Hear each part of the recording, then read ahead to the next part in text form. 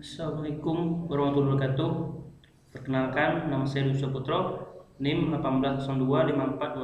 180254243026. Baiklah, di sini saya akan mempresentasikan mata kuliah dari fisiologi tingkah laku larva. Yang pertama yaitu perkembangan saluran pencernaan larva ikan.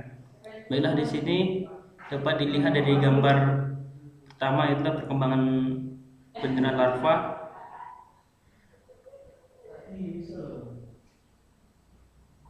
Yang kedua ialah sistem pencernaan ikan.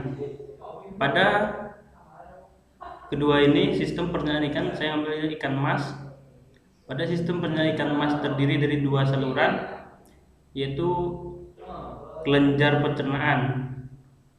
Alat pencernaan terdiri dari dua bagian, yaitu saluran pencernaan yang meliputi mulut, rongga mulut, parinik, esophagus, lambung, pylorus, duodenum, intestinum, rectum, dan anus, serta kelenjar pencernaan yang terdiri dari hati, empedu, dan pankreas. Yang kedua adalah dari sistem pencernaan dari udang. Dapat dilihat dari gambar di atas. Itulah sistem pencernaan dari udang. Sistem saluran pencernaan udang membentang dari kepala hingga ke bagian dalam ekor, yang terbagi dalam tiga bagian, yaitu foregut, midgut, dan hindgut. Pertanyaan kedua yaitu kondisi enzim pada fase larva. Perkembangan struktur pencernaan akan diikuti pula oleh perkembangan enzim pencernaan. Sistem pencernaan dan fungsi enzimatik pencernaan pada stadia larva masih sangat sederhana dan belum berkembang secara sempurna. Struktur sistem pencernaan yang masih sederhana pada larva diyakini berkorelasi pula dengan rendah produksi enzim pencernaan. Pada saat larva mulai mengkonsumsi pakan oksigennya, saluran pencernaan larva telah berisi enzim yang berkaitan dengan proses pencernaan dan penyerapan molekul protein, glikogen, dan lemak. Dengan demikian, aktivitas enzim pencernaan merupakan suatu indikator yang baik menentukan kapasitas pencernaan. Pada saat aktivitas enzim yang tinggi dapat diindikasikan bahwa secara fisiologis larva telah mampu untuk memproses pakan eksogen. Keberadaan enzim pencernaan yang meliputi protease, amilase, dan lipase merupakan indikator biologis terhadap kemampuan larva yang mencerna pakan oksigen yang mengandung protein, karbohidrat, dan lemak. Yang kedua adalah kondisi enzim pada fase dewasa. Aktivitas enzim pada fase dewasa bersifat herbivora dan tingkat kematian disebabkan oleh faktor dalam seperti cuaca, suhu, dan hama.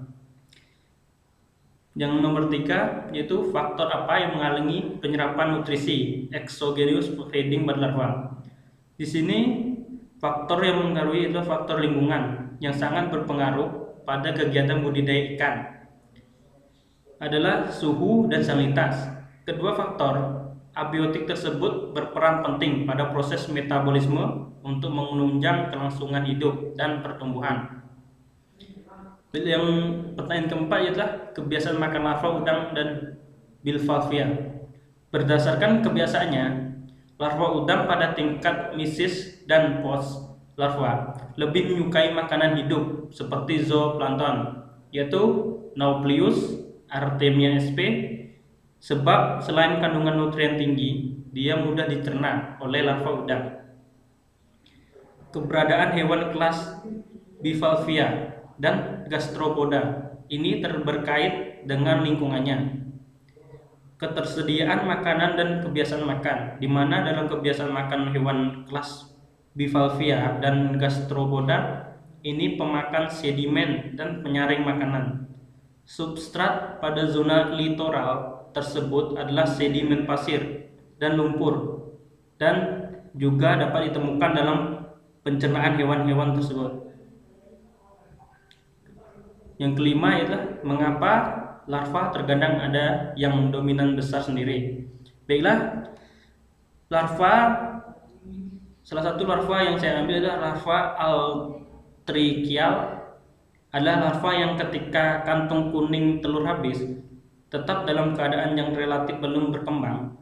Itu sistem pencernaan masih belum sempurna, dan sebagian besar pencernaan untuk jenis protein terjadi di sel epitel hindgut. Sistem pencernaan seperti itu tidak mampu memproses pakan yang diformaliskan atau pelet untuk hidup maupun untuk pertumbuhan larva dibandingkan dengan larva yang diberi makan alami. Oleh karena itu, larva altrichial membutuhkan pakan alami, tetapi ada alasan lain selain mengenai pencernaan. Pakan hidup atau pakan alami dapat berenang di kolam air sehingga selalu tersedia untuk larva. Sedangkan makanan yang diformulasikan atau pelet cenderung di permukaan air atau tenggelam ke dasar kolam sehingga kurang tersedia untuk larva dibandingkan pakan alami. Mungkin itu saja yang bisa saya sampaikan. Saya akhiri. Wassalamualaikum warahmatullahi wabarakatuh.